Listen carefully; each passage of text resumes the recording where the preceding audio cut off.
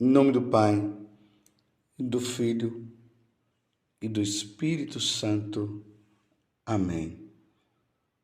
Naquele tempo, enquanto Jesus e seus discípulos caminhavam, alguém na estrada disse a Jesus: Eu te seguirei para onde quer que fores. Jesus lhe respondeu: As raposas têm tocas e os pássaros têm ninhos, mas o Filho do Homem não tem onde repousar a cabeça. Jesus disse a outro: Segue-me. Este respondeu: Deixa-me primeiro ir enterrar meu pai. Jesus respondeu: Deixa que os mortos enterrem os seus mortos, mas tu vai anunciar o reino de Deus. Um outro ainda lhe disse: Eu te seguirei, Senhor, mas deixa-me primeiro despedir-me dos meus familiares. Jesus, porém, respondeu-lhe: Quem põe a mão no arado e olha para trás não está apto para o reino de Deus. Palavra da salvação. Glória a vós, Senhor. Meus irmãos e minhas irmãs, diante deste chamado que Jesus faz, muitas pessoas seguiram nosso Senhor. Segue-me. E neste segmento tiveram que deixar muitas coisas para trás, para serem totalmente de nosso Senhor Jesus Cristo. Recentemente nós vimos ali no dia 21 de setembro, Mateus, a conversão de Mateus. Cobrador de impostos, odiado pelos judeus, porque recolhia sempre a mais, e uma parte ficava para ele e outra para o imperador. E Jesus olhou, disse: Segue-me. Ele deixou a coletoria de impostos e seguiu nosso Senhor Jesus Cristo.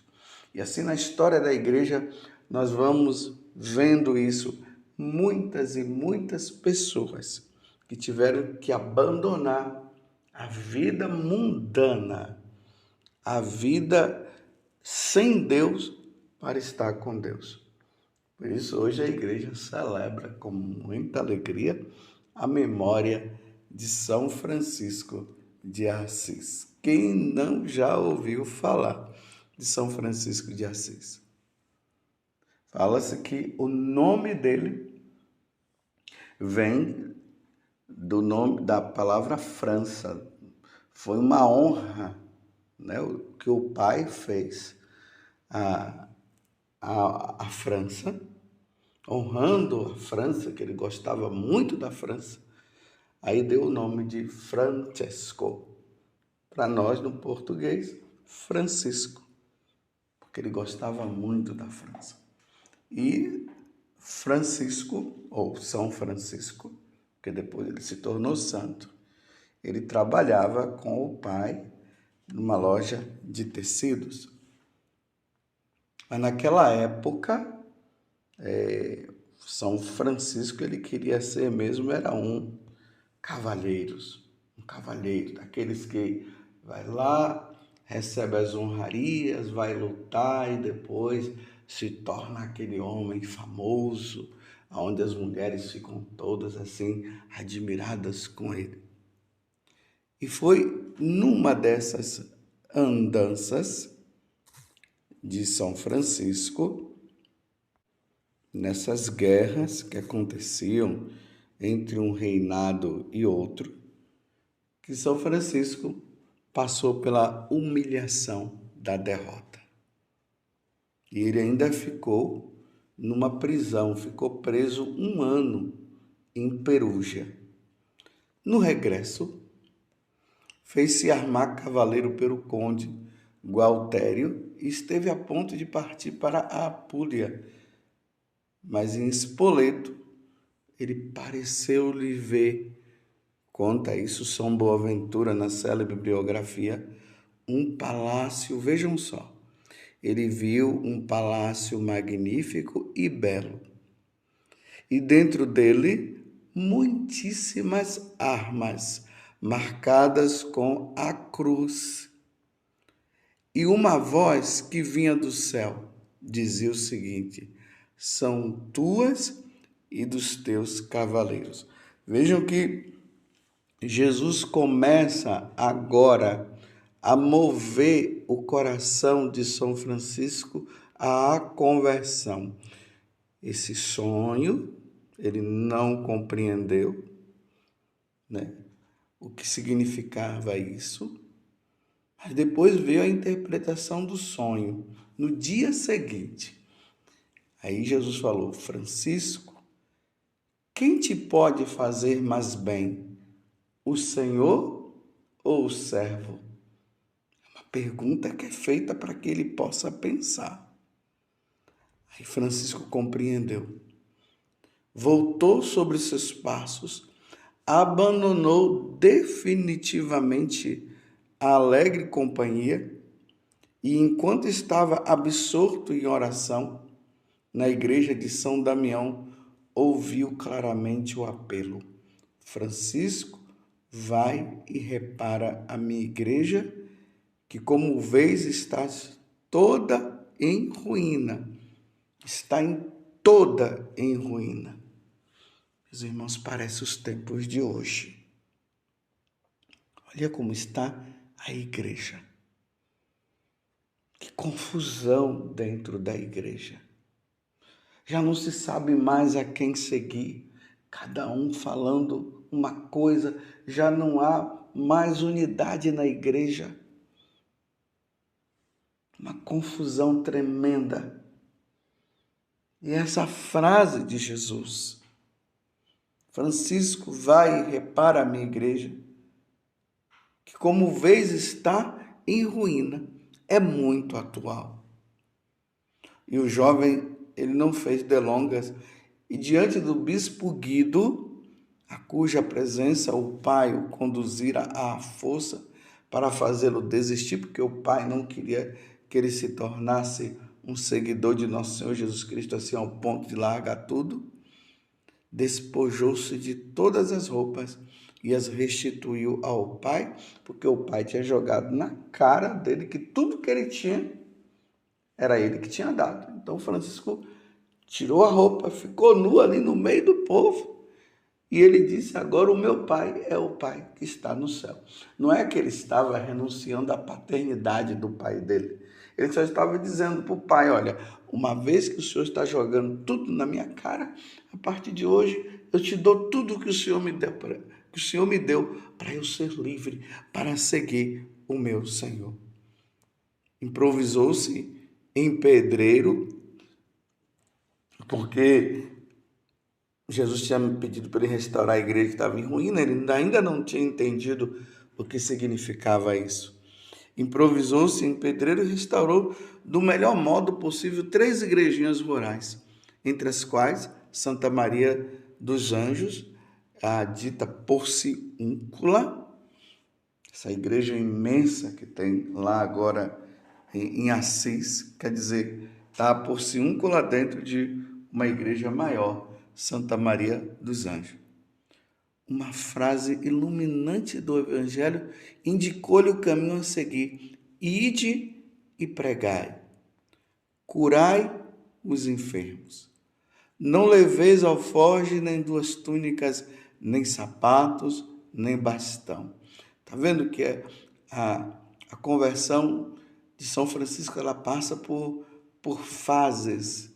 Ele vai, à medida que ele vai se abrindo, ele vai compreendendo o que o Evangelho queria dizer para ele, o que nosso Senhor queria dizer para ele. Na primavera de 1208, 11 jovens já tinham se unido a ele. E ele escreveu a primeira regra da Ordem dos Frades Menores, aprovada oralmente pelo Papa Inocêncio III. Depois que os 12 foram recebidos em audiência, em meio ao estupor e à indignação da Cúria Pontifícia, diante daqueles jovens descalços e mal vestidos. Então a cúria pontifícia no Vaticano naquele tempo eles já não estavam vivendo muito bem, estavam vivendo na pomposidade. Quando viu Francisco com aqueles homens numa atitude tão pobre, desprezaram. Mas Inocêncio III teve um sonho onde Deus falava para ele a respeito de um pobrezinho que iria restaurar a igreja. E Inocêncio, quando viu São Francisco junto com aqueles homens, ele não teve outra alternativa e acolheu aquele novo grupo de homens que iria restaurar a igreja na obediência, na pobreza e na fidelidade. Mas aquele pacífico contestador teve também a solene aprovação do sucessor Honório III, com a bula Solete Annuae de 29 de novembro de 1223. Aí, no ano seguinte, depois, na solidão do Monte Alverne, Francisco recebeu o selo da paixão de Cristo, com os estigmas impressos em seus membros. Depois, ao aproximar-se da irmã morte, que ele tinha a morte como irmã, improvisou seu cântico ao irmão Sol, como um hino conclusivo da pregação de seus frades. Eis aqui, meus irmãos, de forma bem simplificada, a história de São Francisco de Assis. São Francisco de Assis amava nosso Senhor Jesus Cristo. Ele amou tanto nosso Senhor Jesus Cristo, que ele vivia uma grande vida de penitência, de solidão, de oração. Até como nós acabamos de ouvir, o corpo dele, ele recebeu os estigmas de nosso Senhor Jesus Cristo. Ou seja, os sinais da paixão de nosso Senhor nas mãos, no lado e nos pés. Muitas vezes, São Francisco subia ao monte e gritava: o Senhor não é amado, o Senhor não é amado, o Senhor não é amado. E fazia sacrifícios e orações para que as pessoas pudessem se converter e mudar de vida. São Francisco de Assis, de uma maneira assim bem simples, foi a presença de nosso Senhor Jesus Cristo. Ele se tornou um outro Cristo. Ele não tinha apego nenhum a esse mundo. Ele não tinha outro desejo senão o desejo de ir para o céu, para contemplar a face de nosso Senhor Jesus Cristo e também de levar muitas pessoas com ele. Felizmente, hoje querem fazer de São Francisco um ecologista. Sim, São Francisco gostava, sim, dos animais e tudo. Mas o que São Francisco mais amava era nosso Senhor. E o que o São Francisco mais queria era a salvação das almas. Era isso que ele desejava. Ele desejava que as pessoas amassem nosso Senhor Jesus Cristo. Ele desejava que as pessoas que estavam longe do Senhor, elas pudessem se salvar, elas pudessem vir ao encontro do Senhor. E ele não fazia outra coisa a não ser penitência, penitência, penitência. E passava pelas ruas de Assis e pregava o Evangelho, anunciava a boa nova do reino, como estava ali no Evangelho. Quantas pessoas se convertiam e o número dos seus seguidores foram crescendo, crescendo, crescendo, crescendo, crescendo. Por quê? Porque São Francisco emanava nosso Senhor Jesus Cristo. Era isso que brotava do coração dele e as pessoas iam atrás. O desejo dele era de salvar almas e salvar almas. No tempo, meus irmãos, em que a igreja estava passando por uma crise muito grande. No momento em que a igreja estava passando por uma crise. Aqui está uma grande diferença entre São Francisco e Lutero. Lutero não soube lidar com os problemas existentes na igreja. E ele preferiu abandonar a igreja. Ele abandonou a igreja católica e formou uma seita. São Francisco não. Diante de tantos erros existentes na igreja, ele não abandonou a igreja. Vocês estão entendendo o que eu estou dizendo, meus irmãos? Diante de tantos erros existentes na igreja, São Francisco não abandonou a igreja, ele foi fiel à igreja. Diante de uma cúria que não estava mais fazendo o seu papel, a cúria romana, ali com o Papa e a cúria, que estavam embebidos somente de riquezas, só queriam saber de riquezas e tantos erros existentes. São Francisco foi fiel, com o bom exemplo dele, ele foi mudando os corações. Até o Papa, meus irmãos, estava nesta história, mas ele não abandonou a igreja com a vida dele, pregando o evangelho, vivendo a pobreza de nosso Senhor Jesus Cristo, amando nosso Senhor, se penitenciando pela igreja, fazendo penitência, e pelas ruas de Assis, anunciando a boa nova, ele foi conscientizando todos aqueles que estavam mais fora da igreja do que dentro, porque já não estavam vivendo os ensinamentos de nosso Senhor.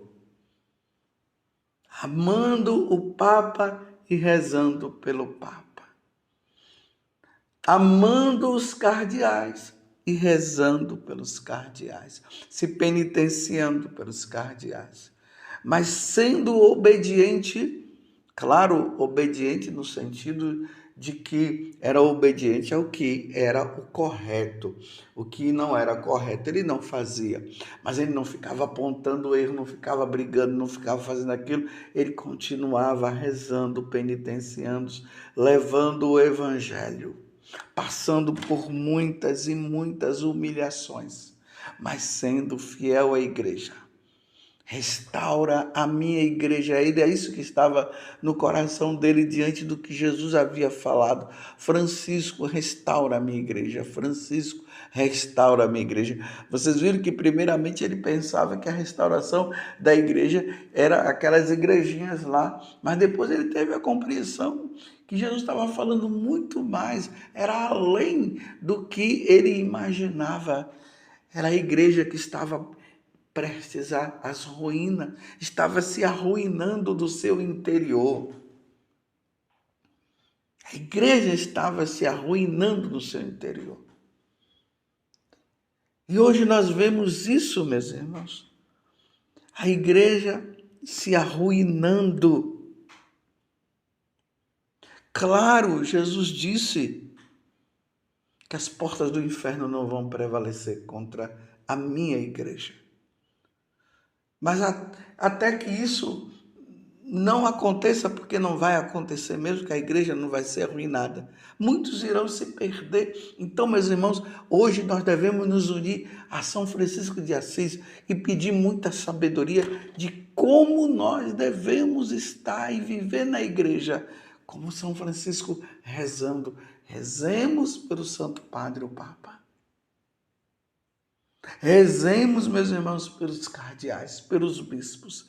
Rezemos pelos sacerdotes. pelos diáconos. Rezemos, rezemos e rezemos, para que nosso Senhor triunfe, para que o coração imaculado da Virgem Maria triunfe nesses tempos difíceis que nós estamos vivendo, de tanta confusão, de tantos ensinamentos errados. Meu Deus, quantos ensinamentos errados que vão contra a doutrina da igreja. Mas nós vamos ser fiéis. Nós não abandonaremos a igreja.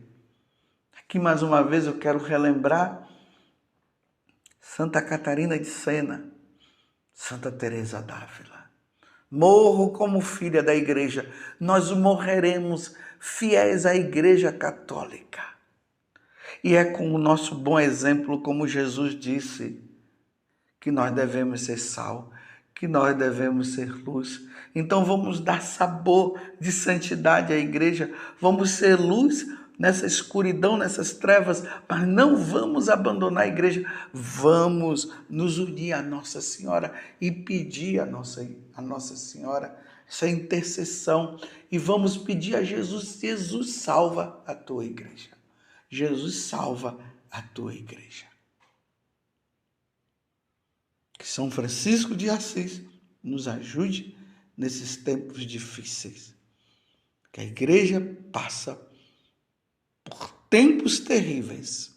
A fumaça de Satanás entrou na igreja, como diz São Paulo VI.